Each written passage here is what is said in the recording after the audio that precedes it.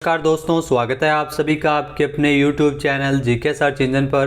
तो दोस्तों, आज के इस वीडियो में हम बात करेंगे राजस्थान नगर पालिका अधिनियम 2009 से संबंधित 10 महत्वपूर्ण क्वेश्चन की। तो पूरा वीडियो बहुत ध्यान से देखना। वीडियो की जो PDF फाइल है वो आप वीडियो के डिस्क्रिप्शन बॉक्स से डाउनलोड कर सकते हैं। वीडियो के एंड में मैं आपसे एक क्वेश्चन पूछूंगा जिसका आंसर आपको कमेंट बॉक्स में देना है। तो चलिए स्टार्ट करते हैं। कल के वीडियो में मैंने आपसे क्वेश्चन पूछा था जो था राजस्थान नगर पालिका अधिनियम 2009 के प्रावधानों के अनुसार नगर पालिका धन या संपत्ति के संबंध में चोरी या हानि के सभी मामलों की रिपोर्ट नगर पालिका को किसके द्वारा की जाएगी। तो नगर पालिका को ये रिपोर्ट है वो मुख्य नगर पालिक अधिकारी के द्वारा की जाएगी, यानी कि बी ऑप्शन इसका बिल्कुल सही है। जी हाँ, राजस्थान नगर पालिका अधिनियम 2009 की धारा 49 के अनुसार नगर पालिका के धन या संपत्ति के संबंध में कपट, गबन, चोरी या हानि के सभी मामलों की रिपोर्ट है वो मुख्य नगर पालिक अधिकारी को नगर पालिका को करेगा। तो चलिए स्टार्ट करते हैं आज के जो क्वेश्चन है। पहला क्वेश्चन है, वार्ड समिति में नगर पालिका द्वारा जो नामार्दिष्ट सदस्यों की जो आयु है वो कम से कम कितनी होनी चाहिए। तो आपको बता दें कि इसमें जो नामार्दिष्ट सदस्यों की जो आयु है वो कम से कम 25 वर्ष होनी चाहिए, यानी कि सी ऑप्शन इसका बिल्कुल सही हो जाएगा। जी हाँ, ये धारा 54 के अंतर्गत दिया गया है। आइए जानते हैं इम्पोर्टेंट फैक्ट्स। तो राजस्थान नगर पालिका अधिनियम 2009 की धारा 54 के अनुसार प्रत्येक वार्ड समिति में जो निम्नलिखित सदस्य शामिल होंगे, जिसमें वार्ड समिति के प्रादेशिक क्षेत्रों के भीतर जो वार्ड का प्रतिनिधित्व करने वाले नगर पालिका के सदस्य वार्ड समिति में शामिल होंगे। इसके अलावा नगर पालिका द्वारा जो नाम निर्दिष्ट न्यूनतम 25 वर्ष की आयु तक के अधिकतम 5 सदस्य जो नगर पालिका प्रशासन में विशेष ज्ञान या अनुभव रखते हो वो शामिल होंगे। तो ध्यान रखना, 25 वर्ष जिसकी न्यूनतम आयु है वार्ड समिति में, जिसको नगर पालिका द्वारा नामार्दिष्ट किया जाए, ऐसे सदस्यों को इसमें शामिल किया जाएगा। धारा 54 के अंतर्गत वार्ड समिति के गठन के संबंधित उपबंध है वो दिए गए हैं। तो ध्यान रखना, धारा 54 वार्ड समिति का गठन इसमें दिया गया है और भारतीय संविधान के अनुच्छेद 243(s) में भी इसका वर्णन है। नेक्स्ट है, राजस्थान नगर पालिका सामान्य क्रय और अनुबंध नियम 1974 के नियम 2 में वर्णित परिभाषाओं के अनुसार बोर्ड शब्द निम्नलिखित में से किसके लिए प्रयुक्त है।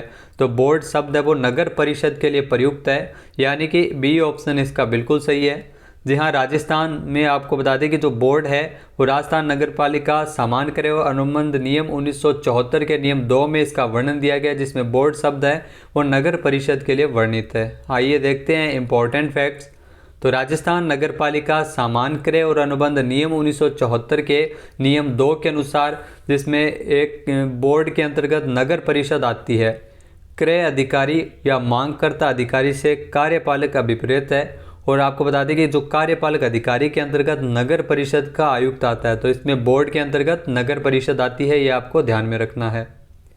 नेक्स्ट है, राजस्थान राज्य के अंतर्गत यदि कोई स्थानीय क्षेत्र किसी नगर पालिका से अपवर्जित यानी बाहर किया जाता है, तो उस क्षेत्र का प्रतिनिधित्व करने वाले सदस्यों को हटा दिया जाएगा, यानी कि ए ऑप्शन इसका बिल्कुल सही है।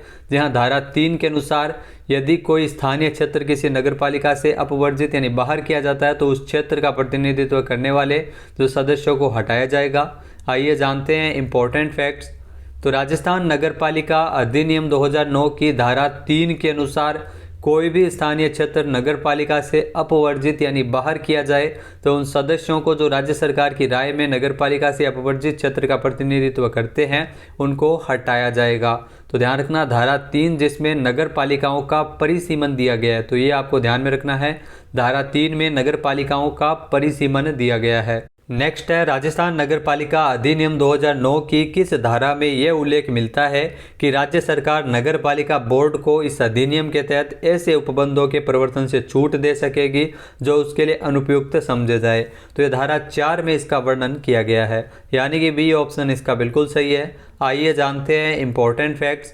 तो राजस्थान नगर पालिका अधिनियम 2009 की धारा 4 के अनुसार राज्य सरकार किसी नगरपालिका बोर्ड को इस अधिनियम के ऐसे उपबंधों के प्रवर्तन से छूट दे सकेगी जो उसके लिए अनुपयुक्त समझे जाए। तदुपरांत ऐसे उपबंध उस नगरपालिका बोर्ड में तब तक लागू नहीं होंगे जब तक कि ऐसे उपबंधों को अधिसूचना द्वारा इसमें लागू नहीं किया जाए। तो धारा 4 के अंतर्गत यह दिया गया है।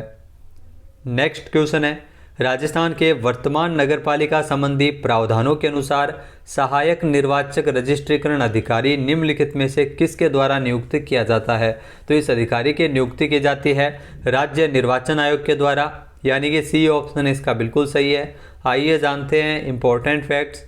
तो राजस्थान नगरपालिका अधिनियम 2009 की धारा 13 के अनुसार, जी हाँ, धारा 13 के अनुसार राज्य निर्वाचन आयोग है वो राज्य सरकार के परामर्श से निर्वाचक रजिस्ट्रीकरण अधिकारी को उनके कृत्यों के पालन में सहायता करने के लिए एक या एक से अधिक व्यक्तियों को सहायक निर्वाचक रजिस्ट्रीकरण अधिकारी के रूप में नियुक्त कर सकता है, यानी सहायक के रूप में नियुक्त कर सकता है। एक या एक से अधिक की भी नियुक्ति इसमें की जा सकती है। तो धारा 13 जिसमें प्रत्येक वार्ड के लिए निर्वाचक नामावली का वर्णन दिया गया है।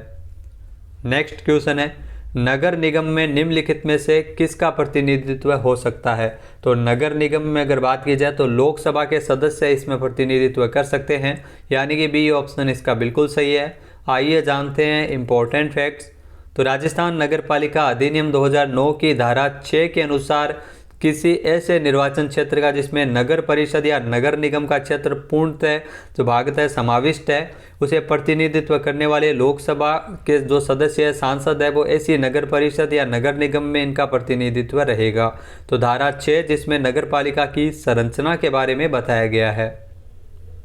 नेक्स्ट क्वेश्चन है, राजस्थान सरकार जो नगरपालिका प्रशासन में विशेष ज्ञान या अनुभव रखने वाले कितने व्यक्तियों को नगर निगम में नामार्दिष्ट कर सकेगी? तो राज्य सरकार की अगर बात की जाए तो नगरपालिका प्रशासन में विशेष ज्ञान रखने वाले 12 व्यक्तियों को नगर निगम में, ध्यान रखना, नगर निगम में नामार्दिष्ट कर सकेगी, यानी कि बी ऑप्शन इसका बिल्कुल सही है। आइए जानते हैं इंपॉर्टेंट फैक्ट्स।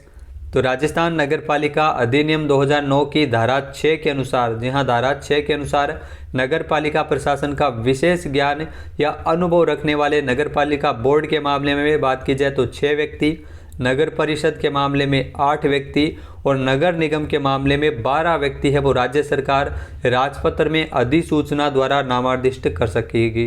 तो इसमें धारा 6 जिसमें नगरपालिका की संरचना के बारे में बताया गया है। नेक्स्ट क्वेश्चन है, राजस्थान के अंतर्गत जो नगर निगम का उपाध्यक्ष क्या कहलाता है? तो नगर निगम का जो उपाध्यक्ष होता है उसे उप महापौर कहते हैं, यानी कि बी ऑप्शन इसका बिल्कुल सही है। ध्यान रखना, नगर निगम का जो उपाध्यक्ष है जिसे उप महापौर कहा जाता है, यह धारा 43 के अंतर्गत दिया गया है। आइए जानते हैं इंपॉर्टेंट फैक्ट्स। तो राजस्थान नगरपालिका अधिनियम 2009 की धारा 43 के अनुसार प्रत्येक नगर निगम के लिए एक उप महापौर होगा। जी हाँ, महापौर और उप महापौर होते हैं इसमें। और नगर परिषद के लिए जो सभापति और उप सभापति होते हैं और प्रत्येक नगर पालिका बोर्ड के लिए, ध्यान रखना, अध्यक्ष और उपाध्यक्ष होता है। धारा 43 जिसमें प्रत्येक नगर पालिका में एक अध्यक्ष और उपाध्यक्ष होगा, इसके बारे में बताया गया है। नेक्स्ट है, मेलों और प्रदर्शनियों की व्यवस्था और प्रबंध करना नगर पालिकाओं द्वारा तो किया जा सकने वाला कार्य है वो किस क्षेत्र का कृत्य है? तो आपको बता दें कि जो ये है वो सामुदायिक संबंधों के क्षेत्र का जो कृत्य है, जिसमें मेलों और प्रदर्शनियों की व्यवस्था और प्रबंध करना, यानी कि सी ऑप्शन इसका बिल्कुल सही है। जानते हैं इंपॉर्टेंट फैक्ट्स। तो राजस्थान नगरपालिका अधिनियम 2009 की धारा 46 के अनुसार सामुदायिक संबंधों के क्षेत्र में, जी हाँ, सामुदायिक संबंधों के क्षेत्र में नगर पालिकाओं द्वारा किए जाने वाले जो कृत्य, जो कार्य है, जो विशिष्ट व्यक्तियों का नागरिक सम्मान और ख्याति प्राप्त व्यक्तियों को मृत्यु पर श्रद्धांजलि देना, ये प्रमुख कृत्य है। इसके अलावा मेलों और प्रदर्शनियों की व्यवस्था और प्रबंध करना और लोकहित की सूचना का प्रसार करना, तो ये सामुदायिक संबंधों के क्षेत्र में नगर पालिकाओं द्वारा किए जाने वाले जो कृत्य है, जो कार्य है, धारा 46 के अंतर्गत अन्य नगरपालिका कृत्य के बारे में वर्णन किया गया है। नेक्स्ट क्वेश्चन है, राजस्थान में किसी नगरपालिका की विघटन की कालावधि के दौरान निम्नलिखित में से कौन नगरपालिका की सभी शक्तियों का प्रयोग और कर्तव्यों का पालन करता है?